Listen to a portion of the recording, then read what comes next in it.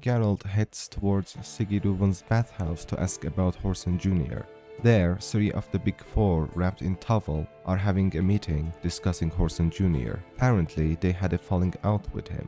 Shortly after Geralt's entrance, assassins break in the bathhouse to murder the three bosses. They repel the attack and manage to overcome the situation. Clive, more angry than ever, swears to find and kill Horson, as he assumes, and correctly at that, they were Horson's men. Yet Siggy and King of Beggars insist he does not do anything rash. Clive and King of Beggars leave, and Geralt finally has a private time with Sigiruvan, or should I say Dijkstra. For those of you who don't know, Dijkstra used to be the head of intelligence of Redania at the time of King Vesemir II, father of King Radovid the Stern, who is currently King of Redania, you know, the one determined to eradicate sorcery.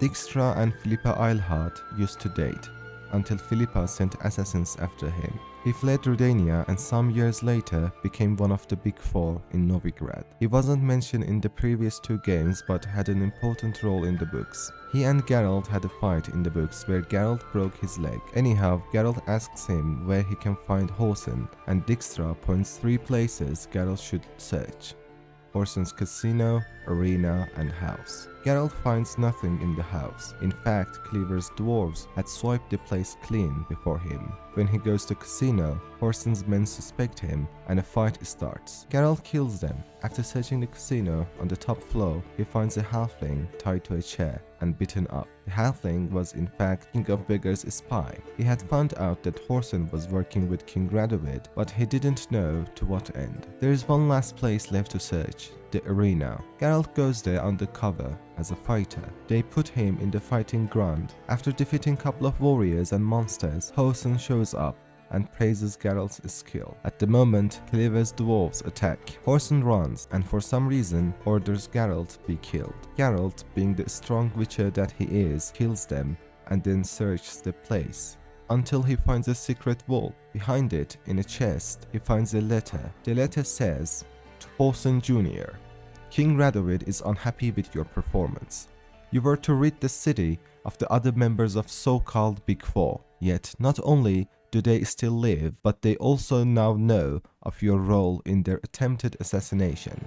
That was not our agreement. For the time being, hide in the place which the messenger delivering this missive will indicate to you and stay out of sight. His Majesty lives in the hope that mutual animosity between the other members of the Big Four will finish the job which you attempted yet flopped so badly. M." Now absolutely sure that Horson worked with Redania, Geralt takes the news to Dijkstra, asking if he had any contact in Redania. He points out Vernon Roche, commander of Blue Stripes and Geralt's old pal, who had a major role in the second game. Now, who are the Blue Stripes? To answer that, I have to shortly explain the war between Nilfgaard and Northern Kingdoms. Emperor of Nilfgaard, Ciri's father, attacked Northern Kingdoms. Norse has a number of countries, but three major ones are Temeria, Redania, and Kedwen. Nilfgaard managed to capture Temeria and few smaller kingdoms, and now is fighting Radovid to capture the rest. Blue Stripes were the special unit of Temeria. Now that their country is conquered, they are fighting guerrilla style against the Nilfgaardians. Geralt travels to their camp, meets Vernon Roche and explains what he wants. Incidentally, Roche was on his way to meet his Redanian contact in a chess club at Oxenford. So Geralt tags along and they travel to Oxenford, one of the largest cities in Redania. Once they arrive, they immediately notice that something is wrong. There are many soldiers around the chess club. Once they get in, surprisingly, they see Radovid himself has come. Radovid, after some narcissistic, bordering on crazy monologue, asks what they want. Geralt tells him that he is looking for Horson, and Radovid reveals where he is, and tells Geralt to say he has come for the new halls, as Horson constantly asked for new ones. Apparently, he didn't treat them well. Once Geralt asks why he gave Horson up so easily, Radovid replies he lost his purpose. Geralt goes to the mansion Horson was in, and as Radovid suggested, tells them he has come for the new halls. But one of the guards recognizes him. He had seen Geralt when he attacked Horson's casino. A brutal fight begins, and Geralt kills many to get to Horsen. Once he goes upstairs, he sees a woman nailed to the wall, with knives thrown at her body. Couple of others dead in a bathtub or hanged. These gruesome, inhuman scenes make him very, very angry. He beats Horsen up, then tells him he's looking for a young ashen-haired woman and a minstrel, and asks how they met. Got a few questions to start with. I'll tell you everything. I'm looking for a young woman and a minstrel. I know you've met them. A bird? What fucking bird? Ashen-haired with a sword on her back, just like me. Yeah. That was... I remember. Pay attention now. You'll tell the truth. Want to know why? I won't lie. Honest. Took me a long time to find you. Wasn't an easy road to travel. I'm angry and tired. Had to kill a lot of people along the way. Some of them tried to cheat me. Some tried to lie. I didn't like it one bit. I feel like one more lie'd be the last bitter drop in a chalice full of sorrow. And then I'd do something I would later regret.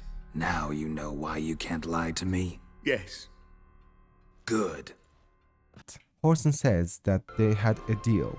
Ciri had a magical object that needed fixing, and Horsen knew a guy who could do that. In return, they were to bring Dijkstra's treasure to him. They didn't, and Horsen thought they were playing him, so he nabbed Dudu, who was friend of Ciri and Dandelion, so they would come back for him. He gives the magical object Ciri needed to Geralt, and continues telling what happened. His plan worked. Ciri came back to free Dudu, but it didn't end as Horsen wanted. Ciri slashed his face and took one of his eyes, and told Dudu, who is a Doppler, meaning a creature who can shift shapes, to assume Horsen's form and run. It worked, and Dudu managed to flee, and Ciri fought Horsen's soldiers.